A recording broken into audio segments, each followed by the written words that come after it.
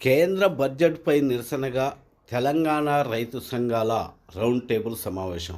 ఈ సమావేశంలో సాగర్ గారు మాట్లాడుతూ ఇది కార్పొరేట్ల అనుకూలంగా ఉన్న బడ్జెట్, పేదలను కొట్టి పెద్దలకు మేపుతున్న బడ్జెట్ అంటూ మాట్లాడుతున్నారు.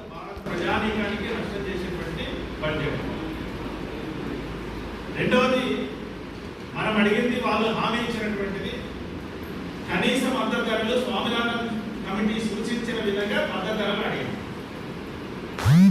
దానికి నిధి పెంచాలి. వాస్తవంగా ఫస్ట్ ధరలు పెంచినా పెంచకపోయినా ధరల స్థిరీకరణ నిధి అనేటువంటిది ఉంటుంది, దానికి పెంచాలి డబ్బులు. ఎందుకు పెంచాలి? ఈరోజు మిర్చి రేటు సడన్ గా పడిపోయింది. లాస్ట్ ఇయర్ మీరు చూస్తే ఖమ్మం మిర్చి మార్కెట్లో, వరంగల్ ఎనిమాముల మార్కెట్లో ఒక రకం మిర్చి 50,000 క్వింటాలు పోయింది. ఏం రాసినాయి పత్రికలు? మిషన్లకి బంగారంతో సమానంగా, తులం బంగారంతో సమానంగా క్వింటాలు మిర్చి పోయిందని రాశారు. యావరేజ్గా 25,000 దాకా క్వింటాలు, 22,000 తక్కువ పోలేదు. ఇప్పుడు 15,000 రావట్లేదు. నీ బాధ్యత ఏంటిది?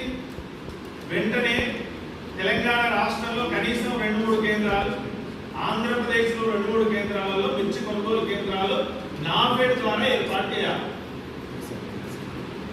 నాఫెడ్ ద్వారా నువ్వు మిర్చి కొనుగోలు కేంద్రాలు కేంద్ర ప్రభుత్వం జోక్యం చేసుకుని ఏర్పాటు చేస్తే మన మిర్చి రైతుల ఆత్మహత్యలు ఆగుతాయి.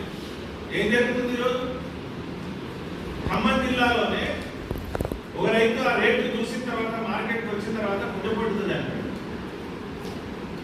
3 రైతులు ఆత్మహత్య, మిర్చి రైతులు ఆత్మహత్యలు చేసుకొని చనిపోయారు.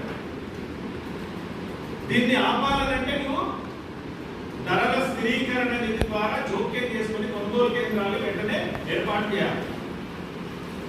ఆ పని చేయడం లేదు కాబట్టి రైతుల ఆత్మహత్యలు కొనసాగుతాయి.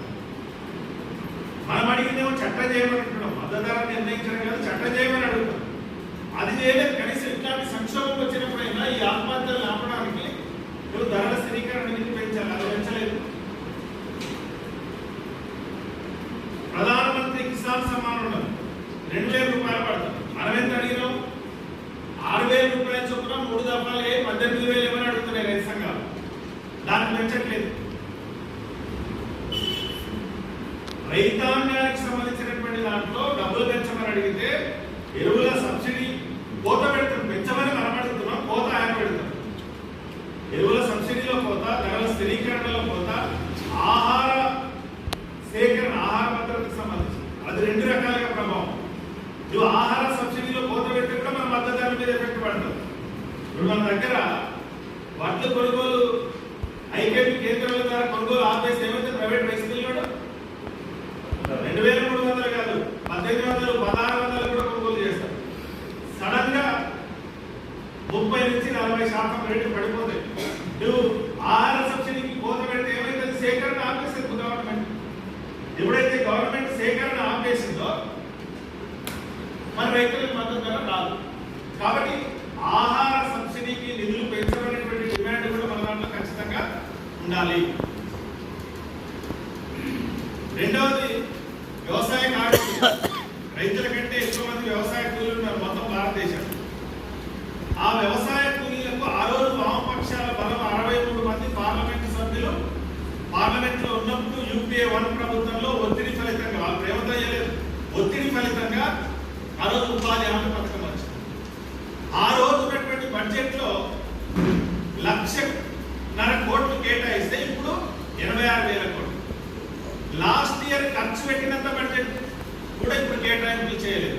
అంటే వ్యవసాయ కూలీలకు వస్తున్నటువంటి ఉపాధిలో కోత పెడుతున్నారు. వ్యవసాయానికి అనుబంధంగానే పనులన్నీ ఎక్కడ జరుగుతాయి? వ్యవసాయానికి అనుబంధంగానే జరుగుతాయి ఉపాధి హామీ నిధులని. గ్రామీణ ప్రాంతంలో పని దొరుకుతుంది. ఇంకోటి కూడా మీరు గుర్తుపెట్టుకోండి, ఈ దేశంలో 52% మందికి ఉపాధిని చూపిస్తున్నటువంటి రంగం వ్యవసాయ రంగం. ఇంకే రంగం లేదు అనుకుంటున్నారు. కానీ వ్యవసాయ రంగాన్ని కనుక దెబ్బతింటే తిరుగుబాట్లు వస్తాయి. 52% మంది ఉపాధిని చూస్తున్నటువంటి రంగానికి ఈరోజు ఏం జరిగింది? కరోనా తర్వాత వలసలు ఆగినాయి అంటున్నారు ప్రధానమంత్రి గారు, ఆర్థిక శాఖ మంత్రి. వలసలు ఆగలేదు, రివర్స్ వచ్చినాయి. 6.5 కోట్ల మంది గ్రామీణ ప్రాంతాలకు వలసలు వచ్చింది. వాళ్ళకందరికీ ఉపాధి ఎక్కడ దొరుకుతుంది? వ్యవసాయంలో దొరుకుతుంది, ఉపాధి హామీ పనిలో దొరుకుతుంది. దీన్ని 2 రంగాలకు కోత పెడతాం. మనం గుర్తించాల్సింది ఏంటంటే వీళ్ళన్నింటికీ కోత పెట్టేసి అత్యధిక మందికి ఎవరికి ఇస్తున్నాడు?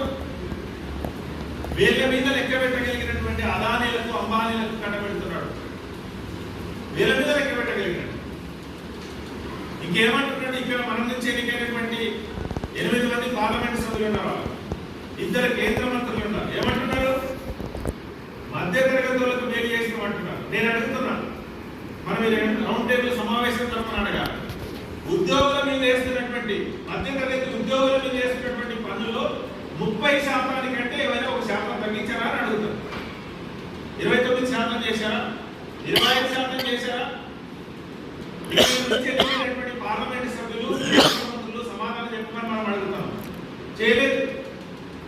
మధ్యతరగతి ఉద్యోగులకేమో 30% పన్ను, మన రాష్ట్రాల పరిధిలో ఉండేటువంటి రాష్ట్రాల హక్కుల్ని కూడా హరించేసి మనం వెళ్ళి మీటింగ్ అయిన తర్వాత హోటల్లో భోజనం చేద్దాం, బిర్యానీ తిన్నాం, హైదరాబాద్ వచ్చినాం అని పోయినాం అనుకుంటాం. 100 రూపాయల బిర్యానీ తింటే ఎంత వస్తుంది?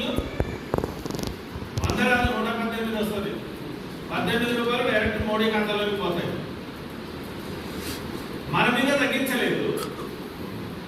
హోటల్కి వెళ్ళి టీ తాగినంటే మీరు వచ్చేటప్పుడు పెద్ద హోటల్ కంటే ఆగితే పదమడుతుంది ఆటోమేటిక్గా టీ తాగిన.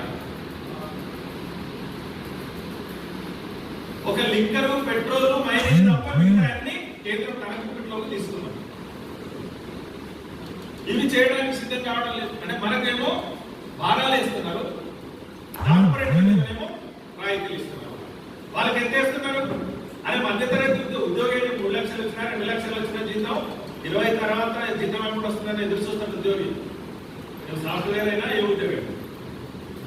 వీళ్ళ మీద 30% పన్ను, కార్పొరేట్ కంపెనీల మీద 22%. మీరు గుర్తుపెట్టుకోవాల్సిందంటే 22% పన్ను వాళ్ళకి. కొత్తగా పెట్టిన కంపెనీలు అయితే 15% పన్ను వేస్తారు.